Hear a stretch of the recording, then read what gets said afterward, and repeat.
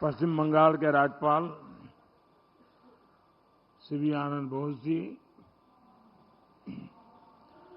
केंद्रीय मंत्रिमंडल के मेरे सहयोगी सर्बानंद सोनोवाल जी, सुकांता मजूमदार जी,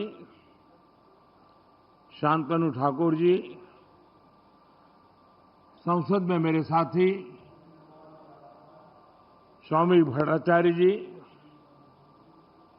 सौमित्र खान जी, पश्चिम बंगाल विधानसभा में विपक्ष के नेता शुवेंदु अधिकारी जी, अन्य जनप्रतिनिधिगण, देवी और सज्जनों,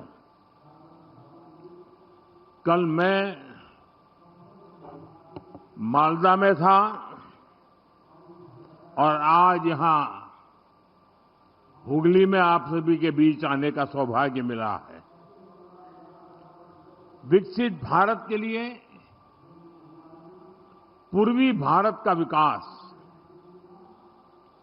इस लक्ष्य के साथ केंद्र सरकार निरंतर काम कर रही है। कल और आज के कार्यक्रम इसी संकल्प को और अधिक मजबूत करने वाले हैं। इस दौरान मुझे पश्चिम बंगाल से जुड़े विकास के सैकड़ों करोड़ रुपए के प्रोजेक्ट का शिलान्यास और लोकार्पण करने का अवसर मिला है। कल पश्चिम बंगाल से देश की पहली वंदे भारत स्लीपर ट्रेन प्रारंभ हुई है। बंगाल को करीब आधा दर्जन नई अमृत भारत एक्सप्रेस ट्रेनें भी मिली है।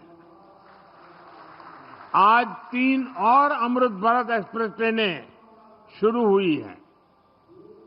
इनमें से एक ट्रेन तो मेरे संसदीय क्षेत्र काशी बनारस की बंगाल से कनेक्टिविटी को और मजबूत करेगी। इसके अलावा दिल्ली और तमिलनाडु के लिए भी अमृत भारत एक्सप्रेस ट्रेन शुरू हुई है।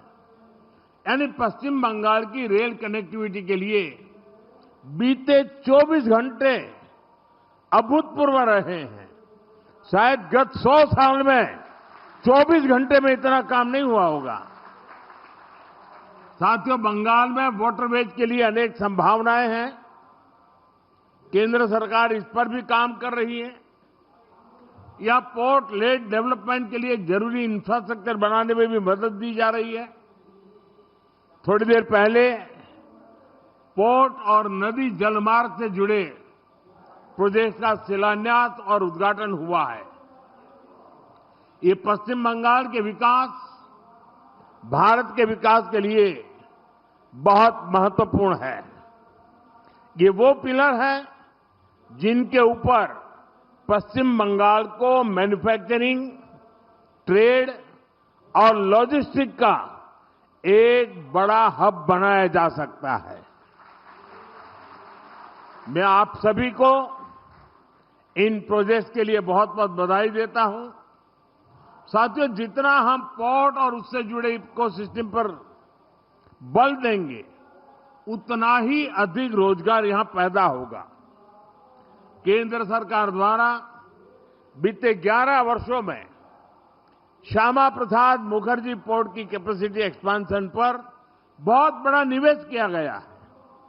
इस पोर्ट की कनेक्टिविटी को बेहतर बनाने के लिए सागरमाला स्कीम के तहत भी सड़कें बनाई गई हैं। इसका परिणाम आज हम सब देख सकते हैं। बीते वर्ष कोलकाता पोर्ट ने कार्गो हैंडलिंग के नए रिकॉर्ड बनाए हैं। साथियों, बालागढ़ में बनने वाला extended port gate system Hooghly और आसपास के इलाकों के लिए नए अवसरों का द्वार खोलेगा। इसे कोलकाता शहर में ट्रैफिक और लॉजिस्टिक का दबाव कम होगा। गंगा जी पर जो जलमार्ग बना है उसके जरिए कार्गो मूवमेंट और बढ़ेगा। ये पूरा इंफ्रास्ट्रक्चर हुगली को वेयरहाउसिंग और ट्रेडिंग हब बनाने में मदद करेगा। इससे यहां सैकड़ों करोड़ रुपए का नया निवेश होगा। हजारों युवाओं को रोजगार मिलेगा। छोटे व्यापारियों और ट्रांसपोर्ट से जुड़े लोगों को लाभ होगा और किसानों और उत्पादकों को भी नए बाजार मिलेंगे। साथियों, आज भारत में हम मल्टी मॉडल कनेक्टिविटी और ग्रीन मोबिलिटी पर बहुत बल दे रहे हैं। सीमलेस ट्रांसपोर्टेशन संभव हो सके, इसके लिए पोर्ट, नदी जलमार्ग, हाईवे और एयरपोर्ट्स, इन सभी को आपस में कनेक्ट किया जा रहा है। इससे लॉजिस्टिक कॉस्ट और ट्रांसपोर्टेशन में लगने वाले टाइम दोनों में कमी आ रही है। साथियों, हमारी कोशिश ये भी है कि हमारे ट्रांसपोर्ट के माध्यम नेचर फ्रेंडली भी हो। हाइब्रिड इलेक्ट्रिक नाव से रिवर ट्रांसपोर्ट और ग्रीन मोबिलिटी दोनों को बल मिलेगा। इससे हुगली नदी पर आवाजाही आसान होगी, प्रदूषण की समस्या कम होगी और नदी आधारित टूरिज्म को भी बल मिलेगा। साथियों, भारत आज फिशरीज और सी फूड के प्रोडक्शन और एक्सपोर्ट में बहुत तेजी से आगे बढ़ रहा है। मेरा सपना है कि पश्चिम बंगाल इसमें देश को लीड करे। केंद्र सरकार नदी जलमार्ग को लेकर अपने विजन में बंगाल को प्रमुखता से सपोर्ट कर रही है। इसका फायदा यहां के किसानों के साथ साथ हमारे मछुआरे साथियों को भी मिलने वाला है। साथियों, केंद्र सरकार द्वारा शुरू किए जा रहे हैं सारे प्रोजेक्ट्स पश्चिम बंगाल की विकास यात्रा को गति देंगे। एक बार फिर आप सभी को इन प्रोजेक्ट्स के लिए मैं बहुत बहुत शुभकामनाएं देता हूं। पड़ोस में ही हजारों लोग काफी समय से इंतजार कर रहे हैं। वहां भी मुझे बहुत कुछ कहना है और शायद लोग उसे सुनने के लिए ज्यादा उत्सुक है।